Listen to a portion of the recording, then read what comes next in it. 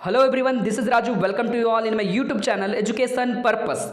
Students, आज के इस वीडियो में हम लोग समझने वाले हैं लॉर्ड कर्जन के बारे में, जो कि आपको स्क्रीन पे बड़े बड़े अक्षरों में इस जगह पर दिख रहा होगा। तो लॉर्ड कर्जन कौन था, क्या किया इन्होंने, किस प्रकार से कार्य किया, उसके बारे में हम लोग इस वीडियो में समझेंगे। और ये टॉपिक आपको समझना है, जैसा कि आपको पता ही होगा, सेमेस्टर 6 हिस्ट्री ऑनर्स के पेपर DSC 3 में। जी हाँ दोस्तों, चलिए लेट ना करते हुए शुरू करते हैं इस वीडियो को। और इस वीडियो में आप पहले समझिएगा क्या, वो देखिए। लॉर्ड कर्जन द्वारा किए गए प्रशासनिक सुधारों का वर्णन समझिएगा। इससे जो है किस किस प्रकार से यहाँ पे सुधार लाया गया वो देखिएगा। लॉर्ड कर्जन ने किस प्रकार से जो यहाँ पे कृषि क्षेत्र में सुधार किया वो देखिएगा। कुल मिला के लॉर्ड कर्जन के सुधार के बारे में हम लोग इसमें समझने वाले हैं। ठीक है दोस्तों, तो चलिए दोस्तों देरी ना करते हुए शुरू करते हैं इस वीडियो को। तो हर एक वीडियो की शुरुआत होती है भूमिका से, तो ये वीडियो की भी शुरुआत होगी भूमिका से। कोई नई बात तो थोड़ी ना है, ठीक है। तो लॉर्ड कर्जन, जो कि यहाँ पे आपको ईयर दिख रहा होगा 1898 से 1905, तो लॉर्ड कर्जन भारत का वायसराय नियुक्त किया गया था और इसकी घोषणा की गई थी 1898 में। लेकिन ये वायसराय बना कब था, 1899 में, ठीक है। तो ये चीज आप देखिएगा। तो इस ब्रैकेट में आपको अगर ये ईस्वी लिखना है तो 1898 ना लिखकर 1899 लिखिएगा, क्योंकि बहुत सारे टीचर जो है इस पर नंबर काटते हैं। तो 1898 में घोषणा हुई थी, लेकिन वायसराय बना कब, 1899 में, ठीक है दोस्तों। तो 1899 में जब ये वायसराय बने, यानी भारत देश का वायसराय बनकर नियुक्त किया गया, तो उस समय जो है ये बहुत अत्यंत परिश्रमी थे और एक योग्य प्रशासक थे। इन्होंने जो है जब यहाँ का पदभार ग्रहण किया तो बहुत सारी समस्याएं से जो है ये पहले से ही अवगत थे। यानी भारत देश में जो समस्याएं आ रही थी, जैसा कि आपने पहले भी देखा है पहले की वीडियोस में, तो जो समस्याएं आ रही थी उनके बारे में इन्होंने पहले से भी जान रखा था। क्यों जान रखा था ये समझ गए, क्योंकि जो है इस पद पर नियुक्त होने से पहले ही वह भारत देश में 3 बार आ चुके थे, भारत देश की यात्रा कर चुके थे 3 बार। और इसके निकटवर्ती क्षेत्र चाइना, ईरान, अफगानिस्तान, जापान जैसे क्षेत्रों का भी, जापान जैसे देशों का भी इन्होंने क्या कर रखा था, दौरा जो है कर रखा था, ठीक है। तो उसके आगमन से उन्होंने समझ में आया कि हमें जो है किस किस प्रकार से सुधार करनी है, और इसलिए जो है उन्होंने एक नया प्रशासनिक ढांचा, एक एडमिनिस्ट्रेटिव स्ट्रक्चर जो है लाया, और जिससे भारत देश को सुधार के लिए, भारत देश की समस्याओं को सुलझाने के लिए जो है इन्होंने अपना एक बहुत बड़ा योगदान, बहुत बड़ा कदम दिया। लेकिन कहते हैं ना दोस्तों, कुछ अच्छाइयां ऐसे भी होती हैं कि बहुत दिनों तक नहीं टिकती हैं। हर एक लोग हर दिन तक फेमस नहीं हो सकते हैं, ठीक है। हर एक का एक काल होता है जो चलकर समाप्त हो जाता है। बस वही चीज था कि इन्होंने अपना अपना कार्य तो किया, लेकिन कुछ ऐसे भी कार्य किया कि इनके सुधारों पर पानी फेर गया, और परिणाम स्वरूप यहाँ के लोगों ने, यहाँ के जनता ने लॉर्ड कर्जन का विरोध किया, ये विरोधी हो गए। और इस प्रकार से 1905 में इनका शासन, इनका जो शासक था वो खत्म हो गया। अब हम लोग देखेंगे लॉर्ड कर्जन के सुधार, ठीक है दोस्तों। तो यहाँ पे देखिए अकाल तथा प्लेग दिख रहा है। तो अकाल और प्लेग जो है ये दो ऐसी चीजें थी जो इनके शासन काल से पहले भी भारत देश में विराजमान थी। ये आप यहाँ पे लिखिएगा, ठीक है। तो जिस समय लॉर्ड कर्जन यहाँ आया, जिस समय यहाँ का वायसराय पद संभाला, यहाँ का आधा से ज्यादा यानी संपूर्ण भारत क्षेत्र जो है अकाल जैसे महामारी के संकट से पीड़ित था। तो 1899 से लेकर 1900 तक भी यहाँ बहुत सारे क्षेत्रों पर जो है इसका असर देखने को मिला, और लगभग जो है 19 लाख व्यक्ति काल से ग्रसित थे। अब यहाँ पे मेरे तरफ से ले लो एक चिक चिक बुम वाला एक जादू। क्या कीजिएगा कि 19 लाख आपको याद नहीं रहता, क्योंकि भाई आपको 4-5 क्वेश्चंस तैयार करके जानी है लगभग एग्जाम के लिए कम से कम, और आपको ज्यादा पढ़ना है तो पूरा सिलेबस रट लो, उससे क्या दिक्कत है, ठीक है। लेकिन 19 लाख यदि आपको याद नहीं होता है तो बस लाख तो याद हो सकता है कि लाखों आदमी जो है इसमें मरे थे, यही था जादू, ठीक है। अब जो है दोस्तों इसमें पीड़ित क्षेत्रों का दौरा करने के लिए कि कहां कौन कौन से क्षेत्र है जहां पे लोग बहुत ज्यादा पीड़ित है, उसके लिए इन्होंने एक आयोग बनाया, अकाल आयोग। ये 5 नंबर के क्वेश्चन में आता है, टेंशन नहीं लेना है, इसका भी टेंशन हमें दे दीजिए, इसको हम खत्म कर देंगे, बस खत्म, ठीक है। तो अकाल आयोग से रिलेटेड एक वीडियो जो है आपके चैनल पर आएगा ही आएगा, प्रॉमिस है मेरा। ये 5 नंबर के क्वेश्चन के लिए वेरी वेरी इंपॉर्टेंट है, ठीक है दोस्तों। तो अब जो है दोस्तों इन्होंने एक अकाल आयोग बनाया, और इस आयोग के आधार पर जो एक रिपोर्ट तैयार किया गया, इन्होंने दौरा किया अलग अलग क्षेत्रों पर जाकर, अलग अलग जगह पर पीड़ितों का दौरा किया, कहां कितने संख्या में पीड़ित है, उनको किस चीज की जरूरत है, उनको कैसे सुलझाना है, और इसके लिए जो है उन्होंने विदेशों से भी सहायता लिया, और जो है बहुत सारे चीजों पर जो है सुधार करने का कोशिश किया। आगे देखेंगे कहां कहां सुधार किया। तो 1901 तक जो है जाते जाते इन्होंने अकाल से मुक्ति पा ली, थोड़ा बहुत पा ली, उतना भी सुधार नहीं किया, क्योंकि जो है जब तक ये भारत देश पर रहे, उसके बाद जब भारत देश से वापस जा रहे थे, कब, 1905 में, याद रखिएगा 1905 में, तो भी यहाँ पे बहुत सारे लोग ऐसे थे जो कि इस प्लेग जैसे बीमारी से अभी भी ग्रसित थे, ठीक है। अब हम लोग देखेंगे इससे रिलेटेड सुधार के बारे में। तो लिखेंगे दोस्तों, reforms in agriculture, that means कृषि संबंधी सुधार। तो कृषि क्षेत्र में इन्होंने क्या सुधार किया। अब यहाँ पे एक और जादू आप मेरे तरफ से ले लो, जादू ही जादू बरसाए जाएंगे इस वीडियो में दोस्तों। एक जादू ले लो कि आप बन गए लॉर्ड कर्जन, ठीक है, अपने आप को समझ लो कि मैं लॉर्ड कर्जन हूं और मैं कृषि क्षेत्र में सुधार करूंगा।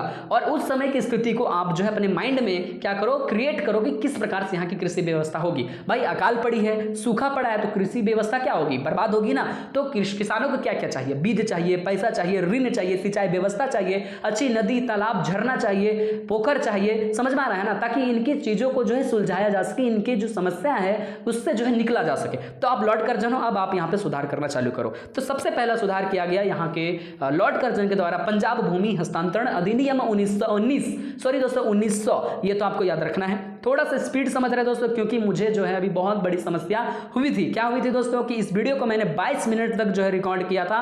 रिकॉर्ड करने के आफ्टर देन मैंने इसको एडिट कर दिया, और एडिट करने के दरमियान जब मैंने इसके वॉइस को सुना तो वॉइस म्यूटेड था, यानी कि मेरा 22 मिनट और इसके पीछे जो भी पृष्ठभूमि मैंने कुल तैयार किया था पूरा पूरा बर्बाद हो गया। और इसीलिए मैं थोड़ा सा इस वीडियो को स्पीड लेकर चल रहा हूं, आपको समझ में आएगा दोस्तों, गारंटी है, ठीक है।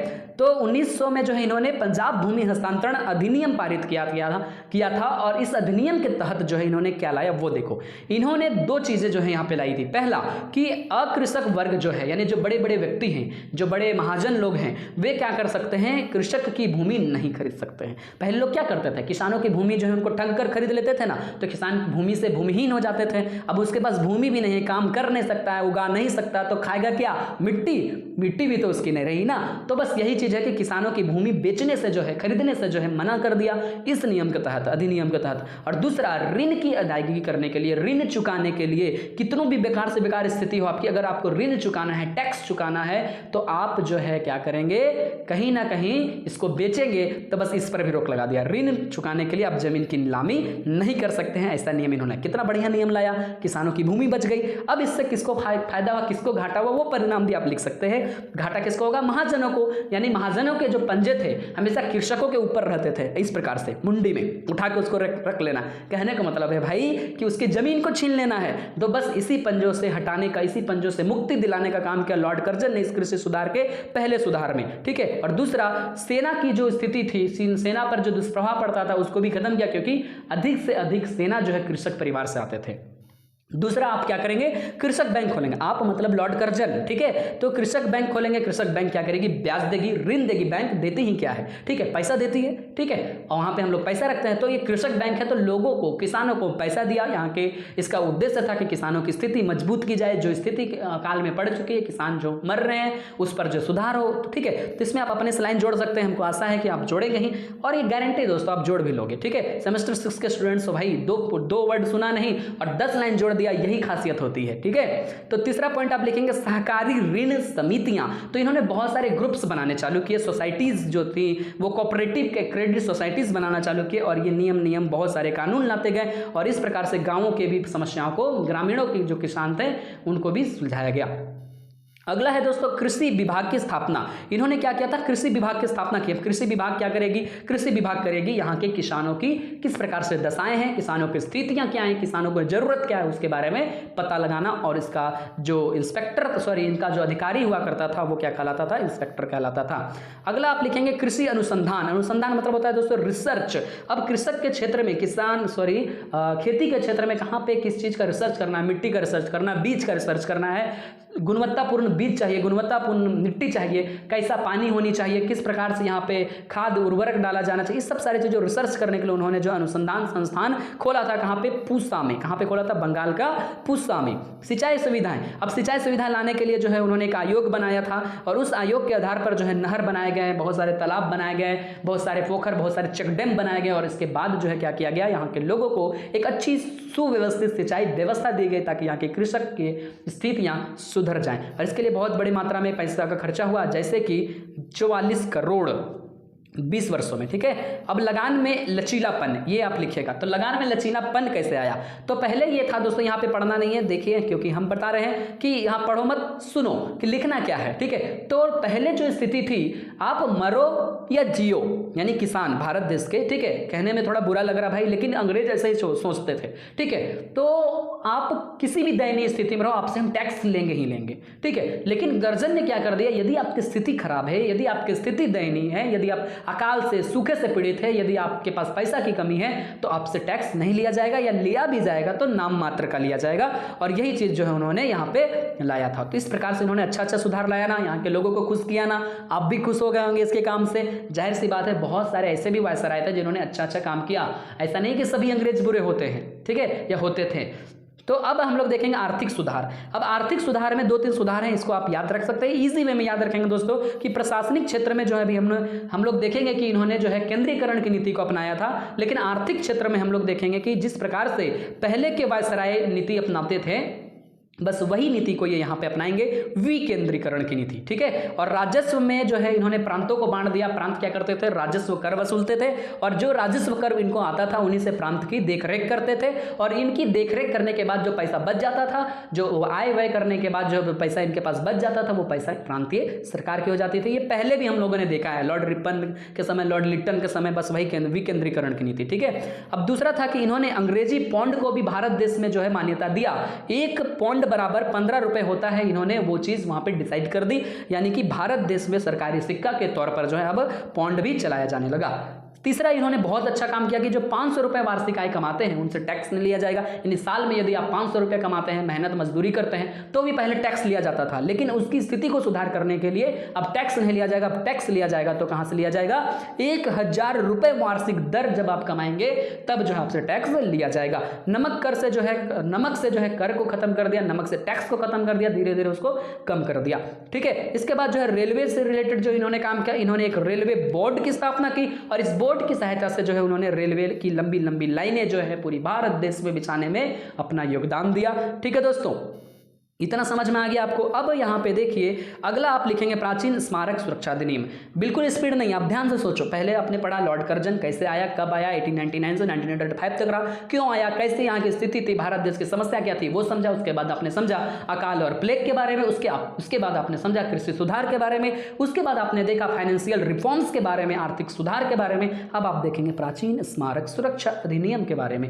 बहुत ईजी है दोस्तों। अब इस वर्ड को यदि आप तोड़ लेते हैं तो आप समझो कि सेमेस्टर 6 के सही मायने में अच्छे स्टूडेंट हैं, ठीक है। मैं आपकी बेइज्जती नहीं कर रहा हूं दोस्तों, आपको जो है अपनी स्थिति को आकलन करने की क्षमता बता रहा हूं कि प्राचीन मतलब होता है पुराना, स्मारक होता है मतलब मॉन्यूमेंट, जो पुराने बिल्डिंग्स थे, ठीक है। वो सुरक्षा मतलब होता है किसी को प्रोटेक्शन देना, और अधिनियम मतलब होता है नियम, ठीक है। तो ऐसा ऐसा नियम लाया कि भारत देश के जितने भी प्राचीन पुराने जो मंजिल थे, पुराने जो इमारत थे, पुराने जो बिल्डिंग्स थे, पुराने मॉन्यूमेंट्स थे, उनको सुरक्षा देने का एक नियम लाया। और उन्होंने इस नियम में ये लिखा कि प्राचीन स्मारक को यदि हानि पहुंचाया गया, किसी भी रूप में किसी भी लोगों ने, कहीं के भी हो, चाहे वो अंग्रेज ही क्यों ना हो, चाहे वो भारत देश के भारतीय क्यों ना हो, यदि हानि पहुंचाया गया तो उसको कानूनन दंड दिया जाएगा। ये कानूनन अपराध घोषित कर दिया गया।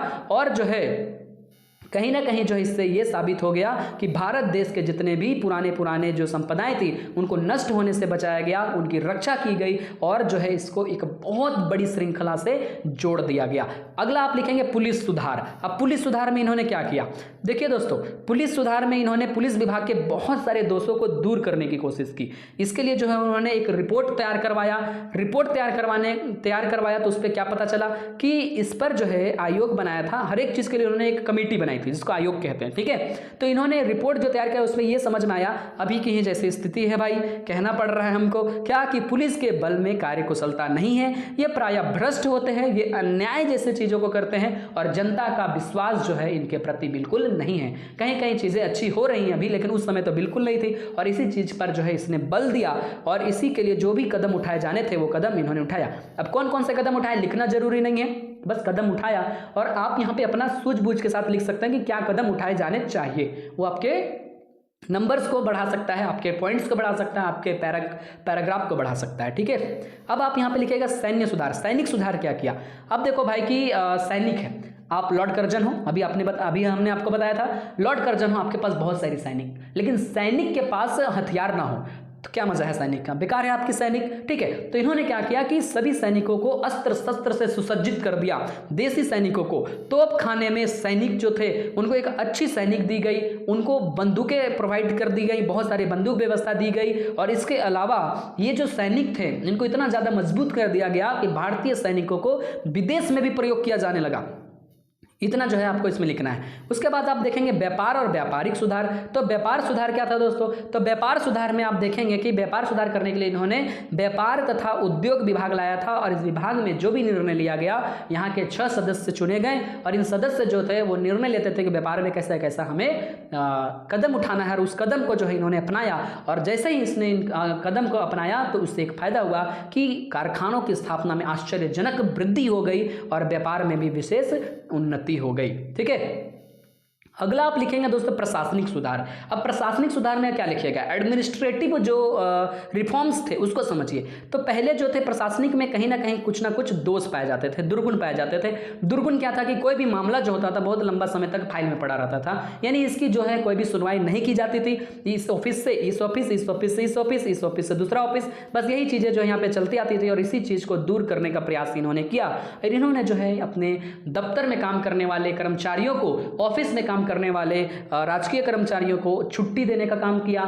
छुट्टी देने का मतलब जैसे अभी आपको संडे की छुट्टी मिलती है ना, कितना मजा आता है घूमने में फिरने में। ठीक है, अपना समय जो है अपने परिवार को देने में, या फिर अपने फैमिली के साथ कहीं जाओ, स्ट्रेस कम करो, नींद लो, अच्छी नींद लो, ये सब सारी चीज़ें। तो यहाँ के राज कर्मचारियों को भी जब ऐसा ऐसा दिया गया तो इन्होंने जो अच्छा तरीका से जो है इसके प्रति जो है कार्य करना चालू किया और जो इनके वेतन को बढ़ा दिया। अब इससे बड़ा खुशी इनके लिए क्या होगी कि इनका जो पैसा मिलता था वो भी क्या कर दिया गया, बढ़ा दिया गया। अब आगे आप देखेंगे शैक्षिक सुधार, यानी शिक्षा में कैसे सुधार किया। शिक्षा का सुधार जो था दोस्तों इनका बहुत अच्छा था, लेकिन यहाँ के लोगों को बहुत गंदा लगा। यहाँ के लोगों ने इसका विरोध भी किया। ठीक है, क्या किया कि इन्होंने सीनेट जो थी, ठीक है, तो उसको जो है आकार को छोटा कर दिया। विश्वविद्यालय में जो परीक्षा आयोजित कराई जानी थी वो परीक्षाएं आयोजित की जाएंगी, उसके साथ साथ यहाँ पे अध्ययन कराना भी जरूरी होगा, यानी विश्वविद्यालय में पढ़ाई भी होगी। और महाविद्यालय को मान्यता देने के लिए बहुत सारे नियम लाए, बहुत सारे कठोर नियम लाए। हर एक विद्यालय का अधिकार क्षेत्र निश्चित कर दिया। कॉलेजों का निरीक्षण करना बहुत जरूरी कर दिया। 12वीं कक्षा तक की जहाँ पे पढ़ाई होती है, यदि वो द्वितीय श्रेणी की कॉलेज है तो उसको बंद करने का निर्णय दिया। फीस को बढ़ा दिया।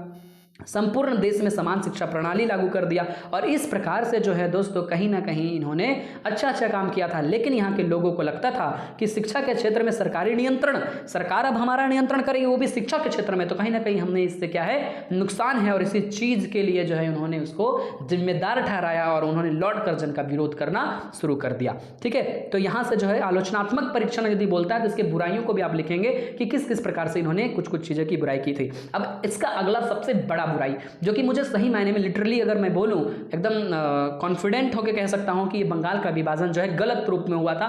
लेकिन चलो दोस्तों, जो इतिहास में हो गया सो हो गया, अब उसको एक्सेप्ट करना बहुत जरूरी है। बंगाल का विभाजन किया गया था। इससे रिलेटेड मैं एक ग्राफ आपको दिखाना चाहूंगा स्क्रीन पे, जो कि स्क्रीन पे आपको दिख ही रहा होगा। ये जो क्षेत्र है दोस्तों, ये जो क्षेत्र, एक सेकंड, ये जो क्षेत्र है पहले पूरा पश्चिम बंगाल के अंदर आता था। लेकिन यहाँ पे एक रास्ता आपको दिख रहा है, रास्ता नहीं, एक प्रकार से ये बाउंड्री लाइन है। ठीक है, ये सीमा रेखा है। और ये सीमा रेखा के इधर जहाँ पे विभाजन आपको दिख रहा है वो है हमारा बांग्लादेश, और ये जो बंगाल दिख रहा है वो हमारा पश्चिम बंगाल। तो इसको जो है 1905 ईस्वी में क्या कर दिया गया था, विभाजन कर दिया गया था, इसको बांट दिया गया था। तो इसी चीज को आपको यहां समझना कि कर्जन ने एक बहुत बड़ा विवादास्पद कार्य कर दिया था, वो किया था बंगाल का विभाजन, जिसके कारण यहाँ के लोगों ने, बहुत सारे लोगों ने विरोध किया। जाहिर सी बात है, जो एक बड़ा सा क्षेत्र है दोस्तों, एक आपका जमीन है और इस जमीन को अभी 2 टुकड़ा में बांटना है, कितना खराब लगेगा। वो तो एक देश था भाई, देश का एक हिस्सा था, उसको 2 टुकड़ा में बांटना, खून खोलेगा कि नहीं खोलेगा, खोलेगा, जाहिर सी बात है खोलेगा। तो वही तरीका था और यही एक कारण था कि यहाँ के लोगों ने इसका विरोध किया और इन्होंने एक बहुत बड़ा आग लगाने का काम कर दिया था। इसको थोड़ा सा एक बार और समझाते हैं। इधर जो है जब इसको बांट दिया गया तो ये हमारी पूरब होती है, इधर पश्चिम होती है, ऊपर उत्तर होती है, नीचे दक्षिण होती है ना। तो पूरब, तो इधर पूरब की ओर के क्षेत्र को पूर्वी बंगाल कहा जाता था और पश्चिम के क्षेत्र की ओर को पश्चिम बंगाल कहा जाता है, अभी भी कहा जाता है। तो पूर्वी बंगाल का क्षेत्र जो था उसको मुसलमानों को देने का काम किया इन्होंने, फूट डालने का काम किया। यहाँ पे स्पष्ट अक्षरों में आपको दिख रहा होगा, पूर्वी बंगाल को मुस्लिम बहुल लिखेंगे दोस्तों, बहुल, ठीक है, बहुल प्रांत बनाया गया क्योंकि यहाँ पे मुसलमानों की संख्या अधिक थी। और बाद में हुआ कुछ अलग, पश्चिम बंगाल में हिंदुओं की संख्या ज्यादा है तो हिंदू और मुसलमानों में लड़ाने का काम कर दिया। तो एक प्रकार से ये भी इनके आलोचना में आप लिखेंगे। और इतना ही था दोस्तों। और एक चीज 1905 ईस्वी में किचनर ने जो है इनका विरोध किया था, तो 1905 ईस्वी में इन्होंने क्या कर दिया था, त्याग पत्र दे दिया था। ठीक है, अब जो यहाँ पे मूल्यांकन है, एक अच्छे स्टूडेंट की यही पहचान है कि हर एक प्रश्न का उत्तर जहाँ सब्जेक्टिव है खत्म हो रही हो तो आपको मूल्यांकन लिखना जरूरी है। अब मूल्यांकन रट्टा नहीं मारा जाता है दोस्तों। यदि आप इस वीडियो को पॉज करें, थोड़ा सा पीछे की चीजों को समझे कि क्या क्या हुआ था, अकाल प्लेग हुई थी, कृषि संबंधी सुधार हुई थी, आर्थिक सुधार हुई थी, इसके बाद जो है दोस्तों प्राचीन स्मारक सुरक्षा अधिनियम आया था, पुलिस सुरक्षा आई थी, सैन्य सुरक्षा आया था, सैन्य सुधार आया था, व्यापार सुधार आया था, शैक्षिक सुधार आया था, प्रशासनिक सुधार आया था, 1905 का विभाजन आया था। तो ये सब चीज़ों को यहाँ पे लिख देना है। हालांकि जो है इन्होंने बहुत ज़्यादा असंतोष फैलाने का काम किया, यहाँ के लोगों को खुशी ना देकर खुशी देने की इच्छा तो थी, लेकिन यहाँ के लोगों को खुशी ना होकर दुख जो है देखना पड़ा। ये बहुत बड़े जो है उत्तरदायी जो इनको सौंपा गया था वो कहीं ना कहीं इसको एक गलत रूपरेखा में ले जा रहे थे। क्यों? क्योंकि ये अपने आप को सोचते थे कि ईश्वर की कृपा से जो है मुझे ये शासक बनने का अवसर मिला है, तो हम क्या है ईश्वर की इच्छा के अनुसार क्या करेंगे, कार्य करेंगे। कुशलतापूर्वक कार्य किया, भारत के लोगों के कल्याण के लिए काम करना चाहते थे, लेकिन भारत का सहयोग इन्हें प्राप्त नहीं हुआ, भारत का समर्थन इन्हें प्राप्त नहीं हुआ, और कहीं ना कहीं ये कहा जाता है कि लोगों का जो समर्थन इन्हें नहीं मिला वो इनकी सबसे बड़ी भूल थी। इससे पहले जो रिपन से संबंधित एक वीडियो मैंने आपको बताया था ना, उसमें जो है लोगों ने जो है उसका सपोर्ट किया था, लेकिन यहाँ जो है कर्जन को जो है लोगों ने सपोर्ट नहीं किया। शुरू में सपोर्ट किया, लेकिन कर्जन ने बाद में ऐसा काम करना चालू कर दिया कि यहाँ के लोगों ने इसका विरोध करना चालू कर दिया। बहुत सारे लोगों ने बहुत कुछ कहा है, जैसे प्रतिभावान, योग्य, परिश्रमी वायसराय होने के साथ साथ ये बहुत बड़ा एक बीमारी था इसके अंदर, वो था साम्राज्यवादी नीति, और यही साम्राज्यवादी हर एक व्यक्ति को डुबाता है, और यही चीज इससे भी डुबाया। ये सपना देखता था कि हम पूरे भारत देश में ब्रिटिश साम्राज्य का विस्तार करेंगे, और इसी बड़े सपने के साथ जो उन्होंने अपने सुधार के साथ साथ कुछ अपने भी कुछ फायदों को जो है इसने डाल दिया था, और जिसका विरोध यहाँ के लोगों ने किया, और ये जायज था करना। इसके साथ साथ मोंटेग्यू जो कि यहाँ पे देख रहे हैं, जो अभी वायसराय बनकर आएंगे, आगे इसके बारे में हम आपको समझाएंगे। इससे जो है बहुत मजेदार एक टॉपिक जो है आपको समझाया जाएगा, बहुत अच्छा है दोस्तों, कि मोंटेग्यू चेम्सफोर्ड सुधार जो 1919 में आई थी, इसके बारे में एक वीडियो आपको समझाएंगे। लेकिन ये जो थे उन्होंने इसके बारे में एक लाइन कहा था जब ये यहाँ पे आए थे। लाइन ये कहा था कि लॉर्ड कर्जन एक ऐसे मोटर ड्राइवर की भांति था जिसे अपनी सारी शक्ति तथा समय उस मशीन के विभिन्न पुर्जों की पॉलिश करने में लगा दिया, परंतु वह बिना किसी गंतव्य के उसे चलाता रहा। यानी कहने का मतलब है, यदि आप एक ड्राइवर हो, यानी आपके पास गाड़ी है, कोई भी गाड़ी ले लो, सपना देखने में क्या जाता है, एक गाड़ी ले लो, उस गाड़ी के आप ड्राइवर हो, गाड़ी के साथ क्या करोगे, अच्छा से उसको चकाचक चमकाओगे, मतलब तू चकाचक मैं चकाचक नहीं दोस्तों, गाड़ी को अच्छा से चमकाओगे और जो है उसका एक प्रकार से सफर का आनंद लोगे। लेकिन आपको पता ही नहीं कि आपको जाना कहाँ है, तो आपके पास अच्छी गाड़ी होकर उसकी पॉलिशिंग आप अच्छा से कर लो, कल पुर्जे अच्छे से ध्यान में रख लो, लेकिन आपको गंतव्य का ही पता नहीं, तो क्या मतलब रह गया। ठीक है, तो बस वही चीज़ था लॉर्ड कर्जन के साथ कि इन्होंने जो है एक उद्देश्य जो थी इनकी, इसका जो है अभाव था इनके पास। अच्छा काम करने के साथ साथ लास्ट में इन्होंने बुरा काम कर दिया, जिसके कारण लोगों ने इसका विरोध कर दिया, और यही इसकी विफलता का कारण बना। तो दोस्तों यहीं पे इस वीडियो को हम समाप्त करते हैं, लेकिन थोड़ा सा रुकिएगा कि यदि आपको ये वीडियो समझ में आया हो, अच्छे ढंग से समझ में आया हो, तो अपना प्यार कहाँ बरसाएंगे, कमेंट बॉक्स में बरसाएंगे, लाइक के बटन में बरसाएंगे, और पहली बार हमारे चैनल पर जुड़ रहे हैं तो सब्सक्राइब करके बरसाएंगे। और सब्सक्राइब करने के बाद भी यदि ऐसे ऐसे वीडियोज आपको चाहिए तो डेली ऐसी वीडियोज आने वाली है दोस्तों, जो कि आपके सेमेस्टर 6 में अच्छे अंक लाने में क्या करेगी, मदद करेगी। तो बेल आइकन को भी जरूर ऑल पे सेट कर लेना। तो चलिए दोस्तों, मिलते हैं आगे की वीडियो में, तब तक के लिए बाय, अपना ख्याल रखिएगा, थैंक यू।